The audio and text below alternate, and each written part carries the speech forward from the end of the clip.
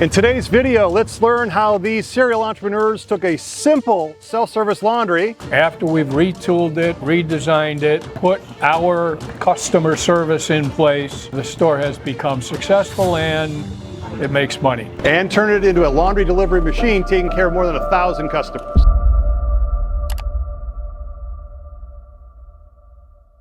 All right, for this video, we are at Wash Time on Fullerton in my hometown of Chicago, Illinois, in Neil's hometown of Chicago, Illinois. Yes. We're with Neil Shapiro, and we're going to talk about this wonderful laundromat. And Neil, maybe just give us a little bit of how we got here, when you got the store, and just get a little bit of the history. We got here at the genius idea of my wife, Kate. We bought this store in 2011.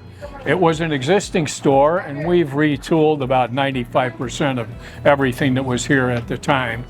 But it was Kate's idea to buy this store for the benefit of our son, Michael, who is an adult with disabilities and was unable to really find meaningful employment. So Kate had the idea that we could buy this store and over time train Michael to do certain things. He fills the vending machines, he cleans, he does minor maintenance, and he's fantastic at chatting it up with the customers. And this has turned out to be a real success story for Michael. The good news is, even though in the beginning I was sure I was going to have to stroke a check every month to keep this going, the fact of the matter is, after we've retooled it, redesigned it, put our customer service in place, the store has become successful and it makes money. So that's the good news. So maybe give us a little bit more about what you did to the place. You mentioned upping the customer service and things like that, but what were the first couple things on your punch list when you took over? Well, the store had been open for 10 years. It had had two owners, the original Bubble Land franchise company, and they operated it fairly well, but the second owner was really not a good operator. He let the equipment essentially deteriorate. There was little to no maintenance. Simple things like there were probably 50 fluorescent lights that were burned out when we came. Redid all the lighting. We put in a new card system. The existing card system wasn't working very well.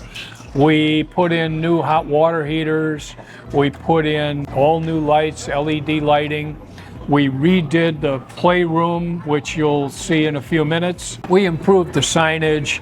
We improved the air conditioning. Believe it or not, this store didn't have internet when we came. That was hard to imagine, but so we put in internet. Kate and I actually had never owned a true retail business. We had certainly shopped at a lot of retail businesses, right. And we understood the importance of customer service. And our feeling really from the very beginning was we wanted to take this space and make it as nice as our laundry room at home so that everybody that came here would have a great experience. So for us, it's all about safety. We have a great parking lot, all fenced in, all lit at night. It's about safety. It's about all the equipment working. It's about clean, clean, clean. And we are always attended, usually with at least two people. Our attendants are friendly and helpful, and that's critical. And remind me, is this a 24-hour neighborhood? This is 24-hour. We're here 24/7. Interestingly, when you say is it a 24-hour neighborhood, originally, there were a lot of 24-hour stores in the neighborhood, but now most of them have dropped the 24-hour and close at 10 or 11 or 12. But we've always had a significant amount of business during the overnight hours. Right now, it's probably 15% of our total business. Wow, wow. And we also have a pickup and delivery service, and those clothes are processed here overnight on the third shift. Can you give us some kind of scale about maybe how well you were able to improve from when you took over to where you think you really had your arms around it? Well, I can tell you that today, 11 years later, this store does about 2.5 times the revenue that it did when we bought it. Yeah, no, not too shabby. Not too shabby, but not without a lot of work.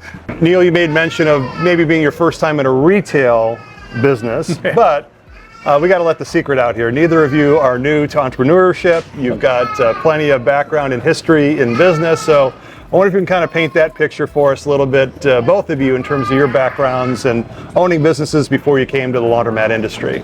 All right. Well, Kate, ladies first. My background is a classroom teacher, elementary ed teacher. Taught for 10, 12 years in Evanston, and then had kids, so I started a business, which was a movement activity program called Kid Motion that is in the North Shore, and had about 250 kids in the program, and had that, and it's been going on for 40 years. I sold it about 10 years ago when we took on this. So that's my background, but that's why the kid area was so important to me, that we had a place for kids and an educational base. So that's sort of my baby there. Yeah, no, absolutely. And we're going to take a real close look at that. And Neil, again, not your first time as an entrepreneur, to say the least. No, it is not. For 45 years, owned and operated mid-sized manufacturing companies. Originally, we had plants in Illinois, Michigan, Wisconsin, and Texas. And then we migrated everything down to Texas in 2010. And miraculously, before the pandemic, through no knowledge of mine, I sold it all in 2019. A long career of manufacturing, primarily component parts for other companies. What lessons perhaps carry over, and maybe some things that don't carry over, from what you were doing before to the day-to-day of the laundromat business? Well, for me, I mean, lesson planning and organization was essential, and staff. I mean, I had a staff from Kid Motion, and how do you keep those staff there, and also making sure that you had for that curriculum. But for here, it's a service plan of how we manage things, what we do, so that everybody knows what their positions are, and treating them like family. And we just make sure that everybody has a space that they can live their lives, but also contribute to us. And then they give 100% to us most of the time. So we're lucky. Some important lessons carried over. Neil, what about you? What comes to mind? I come from a background where maintenance and preventive maintenance, service, repair is critical. If your machines aren't working, you're not making any parts and you're not in business. So I come from a background of understanding the importance of maintaining equipment and maintaining the entire facility, not just the washing machine, but all the ancillary equipment around it. So that was a big part of my background. And I imagine that played into your decision to reinvest in new equipment around 2020. Yes, it did. We bought the store in 2010. It was 10 years old then, 2020, 20 years old, or 15 years old at that point. A lot of breakdowns, a lot of machines out of service. And Kate said, this has got to go. Just change them all. Not a small task, not a small expense, but that's exactly what we did. We simply bit the bullet, put in all new washers, most new dryers, and it made a world of difference. But we also immediately saw smiles on the customers' faces. The customer experience was 100 times better, and that's the name of the game. This really is a business about the customer experience. So we're glad we did it. And the customers are too. Yes, they are. See a lot of smiles around here. Okay, we're starting to get to know Wash Time at Fullerton, and now we're going to take a tour around the store, so let's get started. So now we're going to take a little bit of a tour through the store, so let's head over this direction to the payment center, and maybe you could tell us a little bit about how folks can pay for laundry here. Right. Customer comes to the exchanger, they can get a new card, which is free. They can add money to the card using cash, credit, debit, Apple Pay, or EBT, which is our electronic transfer system in the state. Once they have the card is used to start the washers and dryers. They can also use it at the vending machines or to buy laundry products at the counter. And I get a ton of questions about EBT. Is it a revolutionary opportunity to accept that form of payment, or is it just a convenience for a small percentage? Or, I mean, I suppose every store is different, but I'd love to see what the uptake is here. Well, first of all, not all credit card processing companies will take EBT. So it's not revolutionary, but it's not always available to every store. Secondly, and I'm not sure if this is the case in every state, but in Illinois, there are two different sides to the EBT. There is SNAP, which is the supplemental food program, and then there's cash benefits. In Illinois, you can only use the food benefit side for food. So they have to have the cash benefit side in order to use it at the laundry. Realistically, we probably don't have more than half a dozen transactions a month on the EBT. Okay. But for those half a dozen people, they enjoy it, they like it, and we're happy to provide it. And then while we're here, Kate tells me that this info screen above us here is your pride and joy. So I don't want to rob you of the opportunity to tell us all about. It looks sharp. Well, I don't know if it's my pride and joy, but we have, well, for instance, there you can see we're advertising that we had free hot dogs for our customers over the week. We show the vend prices. We show different advertisements for pickup, for wash, dry, fold, for the fact that we sell laundry products. So I like it. I think it's informational. It's better than trying to hang 20 different signs all over the walls. So this looks pretty straightforward. You got soda, you got some snacks, as well as some laundry products. Yeah, we just try and keep it simple, the basic kinds of things with the people. Like Michael's in charge of filling this and figuring it all out of what gets what. So, but we try and keep it all filled, and we go every 2 weeks to get 10 cases of water, that kind of thing. So we don't have a service delivered. We have Okay, so you're doing that, managing it yourselves. Yeah. And it's a convenience. The prices are very minimal. I mean, a little bit markup, but mostly we just want it to be something that they can have and dispense it so they have something to eat and drink while they're here. Okay, fabulous. All right, we're going to take a roll around the corner here, and I see lots of folding table space, some of which reserved for drop-off, I see. So this is where they like to do the drop-off right here, because they can then see the front and see if there's anybody.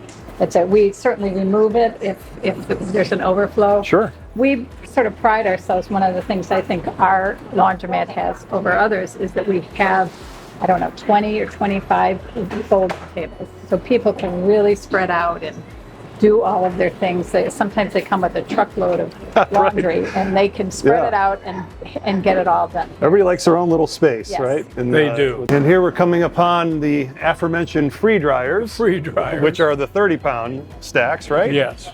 Yeah. Okay, and those are plentiful all the way down the line here. In this store, we have 48 washers and we have 76 dryers. So there's usually no problem finding a dryer. Well, and that's a bottleneck for so many stores. For those of you who are brand new and taking a look at this, that's really an important point of emphasis. Well, it looks like we're going to hit the next aisle here. We start to see some of the big equipment.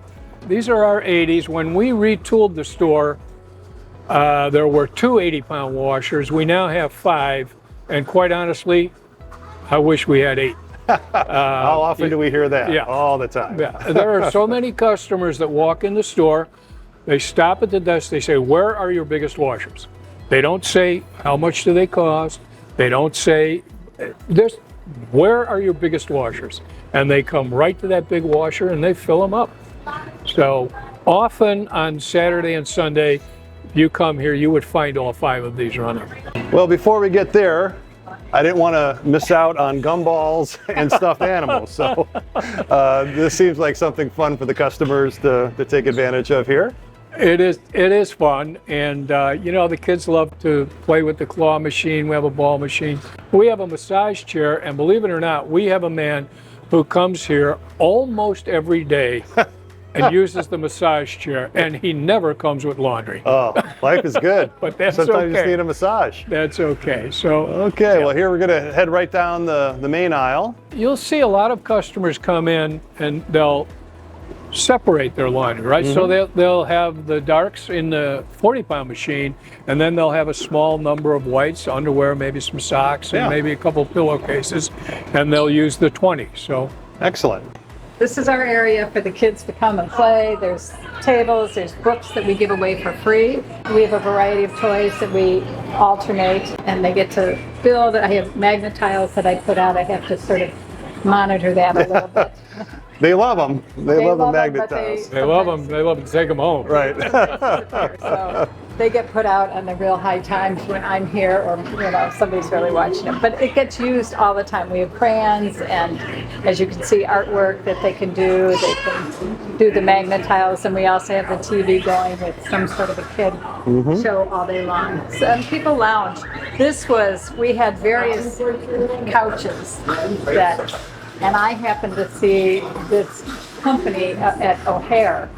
Oh, So I contacted them and we ordered this couch. love that. And it's molded, 3D molded plastic, and all we have to do is wash it, and we don't have to worry about it falling apart on us. So we really like that couch. And people lounge on it, and so it's This this ties in, of course, with your background Yes. in education and in your entrepreneurial endeavors, and also ties in with us at the Laundry Cares Foundation and CLA. And every time I stand here, it reminds me that we have, again, one of our family Read, Play, Learn spaces here. But we've also had a couple of really cool events here at this location. So maybe we can tell the folks a little bit about some of the laundry literacy activities that have happened here. So 2018, there was a laundry literacy conference in Chicago, and Chelsea Clinton was the keynote speaker for the conference. But the organizers of the conference chose our laundromat to have Chelsea come and do the keynote, and we had, I don't know, 20 or 30 kids here, and Chelsea was reading to them. So that was a pretty special day. Yeah, I remember ribbon cutting, and that was fabulous. Right? We had ribbon cutting. We've also had Free Laundry Day here with the Laundry Cares Foundation. We've had other organizations in the city that have come here to sponsor events because they want to connect with our community here. So we've done several of those. But the little story I want to tell is when Kate and I had decided that we thought a laundromat would be a good idea, one of the first things I did was meet with Brian Wallace, and we talked about the business model and tried to get some sense of what it really meant. And then Kate and I spent a considerable amount of time visiting laundromats, first just to get an idea what a laundromat really was, and then later with a broker with the idea that we wanted to see specific stores that were for sale. Well, we looked at 5 or 6 stores, and then the broker brought us over here. And when Kate walked in and saw this space, she turned to me and said, "This is the store we're going to buy." This was what sold the deal. And when people say to me, how important is a Read, Play, Learn center, or how important is it to have a space for children? My response is, it's the most important, because you want your customers to be families with lots of kids. You don't want your customer to be Kate and Neil, who have 1 bag of laundry a month. Right. You want a family with 3 or 4 kids, and this is how that happens. So again, Kate said this is the store, this is why. Well, she was right, and that's what we love about our Laundry Cares efforts. It's one of those things, it's the right thing to do, and it's good for business. So it checks those boxes, and obviously meets with your mission coming into all this. So you've been wonderful advocates and examples for our program. So thanks again for your ongoing support of what we're up to, and we just can't wait to do more. I always say this is like an expression of care. The fact that you have this here, and customers appreciate it, and I like to think it's a differentiator compared to other stores in the area. Okay, we've gotten a really good look here at Wash Time on Fullerton, but we can't leave without talking about Wash Ferries, the pickup and delivery service. So let's head over to the counter and talk some more about it. So you have one element is that you have a walk-in wash, dry, fold business here. So tell us how that came about, how it's doing, and what we need to know about it. Well, the wash, dry, fold was here when we bought the business, but like pretty much everything else, it was neglected and wasn't doing really a very good job. So we reorganized it. We re-emphasized with all of our staff how important it was to do it as if it was giving back to the customer new laundry, new clothes, we improved the packaging, we improved the procedures, and started to advertise the fact that we did drop off. And it's become a substantial service now. We have quite a few customers that come on a regular basis, and on a monthly basis, it's a nice piece of income. So our staff does a phenomenal job, and they really care about the customers' clothes as if they were their own, and that's the key. And so with all those production chops and customer service chops, that must have somehow led to adding a delivery service to the mix. So we'd love to hear about the delivery service. We're seeing huge loads of laundry come in as we speak with your driver, Jimmy. So what do we need to know about Wash Ferries? Kind of a funny story. We were on vacation and we got a call from another laundromat owner that had started a pickup service for a friend that was having some financial trouble. Mm-hmm. And so we had been contemplating it. We had been reading about that was sort of a trend and a way to add to your laundromat. And so we had this opportunity to buy it relatively cheap. It was the platform, and that was basically small customer base. Mm-hmm. And so we said, okay, and we would get the driver. So we said, okay, let's try it. And at that point we had maybe, I don't know. Well, we bought a customer list that had 80 names on it. Today we have almost 1,000 customers. So in 5 years, we've made a significant difference. You've got this great branding here, Wash Time, but then we've got Wash Ferries, and that seems to be a developing best practice in the industry, is to sort of have one identity for that pickup and delivery service and another one for the brick and mortar store. Did you give a lot of thought to that? We did give a lot of thought to that, and it's intentional, it's not by mistake. First of all, the pickup and delivery is sort of a concierge service. It's much more expensive than laundromat or even drop off. And we were of the opinion that a lot of our customers might not like the idea that their clothes were simply going to a laundromat. So we chose to use two different identities, two different brands, two different websites, different phone numbers, totally different identities, and it is intentional.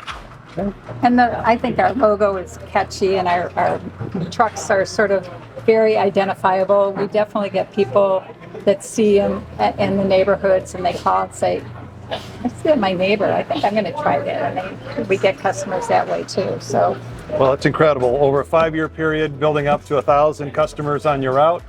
Well done, and thanks for sharing that with us. We're learning more about Wash Time on Fullerton with Neil and Kate. Now we're outside on a beautiful day in Chicago. We really lucked out. It is a beautiful but day. we thought this might be a good opportunity to learn a little bit more about the neighborhood, the demographics, the neighborhood that you're serving here. What can you tell us? This street, Fullerton Avenue, is actually the dividing line between two different neighborhoods in Chicago. One is the Belmont-Cragen, and the other is the Humboldt neighborhood. Primarily Hispanic, immediately surrounding the store, but we also have a large population of African American, we have Asian, we have Caucasian. So we have a big population mix here.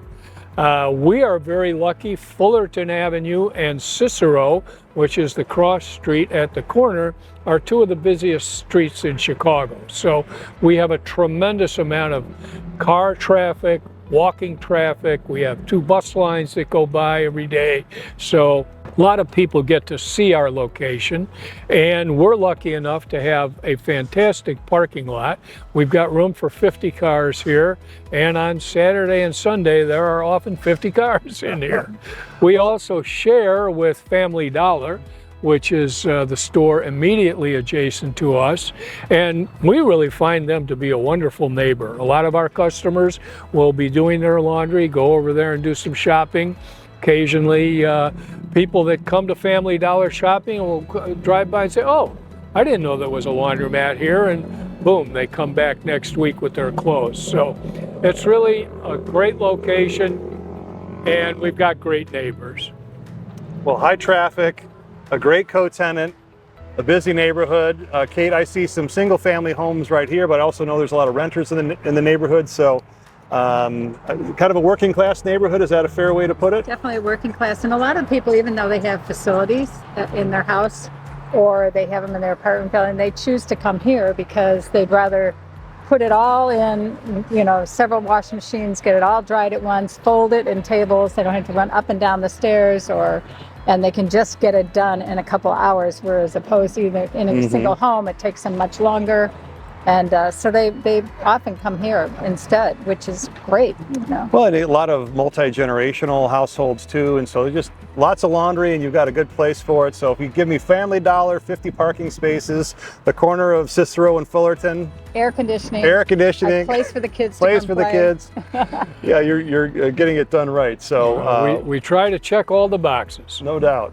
Well, now that we've seen the neighborhood and see what it's like outside, let's take a closer look inside and get behind the dryers in the back room and get the behind the scenes look. All right, let's do it. Welcome inside. Okay, we are behind the scenes here at Wash Time on Fullerton in a very well appointed dryer back room. Why don't you kind of give us a little bit of a look around here? Well, this is the shorter wall of dryers, if you will. I think we've got 9 or 10 double stacks here.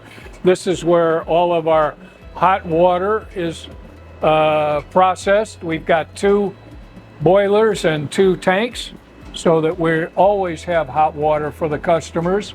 We have a big makeup air system, and that's it. It's pretty functional. We have a lot of room to do maintenance and service on the equipment when it's necessary, so our mechanics like that.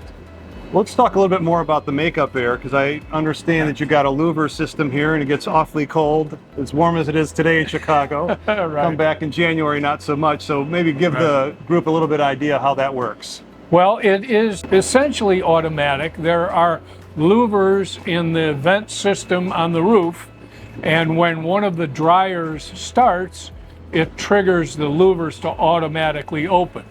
And then, of course, when the dryers are off, it's shut. The issue we have is in Chicago, it can sometimes be below 0 and sometimes below 0 for several days in a row.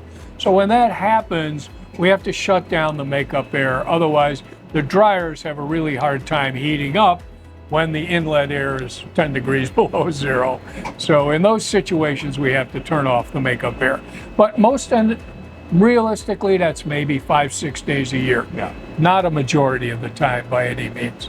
Well, clearly you got plenty of makeup air, and with all your investing to air condition this place, you got to make sure that you've got air for combustion and air to keep the customers cool. Absolutely. So we are at Wash Time on Fullerton with one of the very most important people at Wash Time on Fullerton. That person is Nilsa, our store manager. Thank you, Neil. You're welcome, Nilsa. Nilsa, how long have you been here? Like 20 years. You have been here longer than we have been here. You were here from the very beginning, is that right? Yes. The very beginning. Unbelievable. 20 years working at Wash Time. Nilsa, what do you think are the best parts of Wash Time? Everything here, to me, everything is beautiful. Everything is beautiful. I like the people, I like, everything that I do. And everything that you do and everything that the staff does is the success of Wash Time on Fullerton. That is the secret sauce, because the customers tell us all the time, your store is so clean, your people are so friendly, all of the machines work all of the time, and that's because of the wonderful staff that we have at Wash Time. So Nilsa, you are the best thing at Wash Time. Thank you. Nothing. That's She taught true. us everything. She was the one who said the staff needs to have a uniform, they have to have a polo shirt, they have to have black pants or khaki pants. She has this business sense that has made this place successful, and because of her, we're successful. All right, Neil, you are the chair-elect of CLA, the Laundry Association, and you mentioned that one of the first things you did when you thought about getting into this industry is to come find us. So tell us a little bit about your experience with CLA and why it's valuable to you. Well, that's absolutely right. In all of my manufacturing career, I was always involved in different associations that had to do with manufacturing and automotive industry, various other industries. But when Kate and I decided that a laundromat might be a good idea for Michael, the first thing I did was say to myself, those people must have an association. Yes, and sir. sure enough, there it was, right in my own backyard. So literally one of the first phone calls I made was to Brian Wallace. We had lunch and I said, tell me about the laundry business. And he did, and here we are today. And 11 years later, I've now been a CLA board member for 6 years. I'm about to be chairman-elect. And I am a big advocate of the CLA. There is nothing more important as a business owner than having the ability to understand the concerns, the problems, and the solutions that other owners have in the same industry. And that's what the CLA provides. It provides education, it provides legislative activities that benefit the entire industry, and it's a tremendous asset for networking, not only just locally with your neighborhood, same city store owners, but also on a national basis when you come to the Clean Show, when you come to the Wash, Dry, Fold, when you come to the Excellence Conference. You really get a tremendous amount of knowledge and information from the other owners in the industry. Let me make a suggestion. You know what? It's so easy. Go to the website, laundryassociation.org. or scan the QR code on the screen. We had a great time here at Wash Time on Fullerton, learning how this family came together to put an amazing laundromat together and take care of the community at the same time.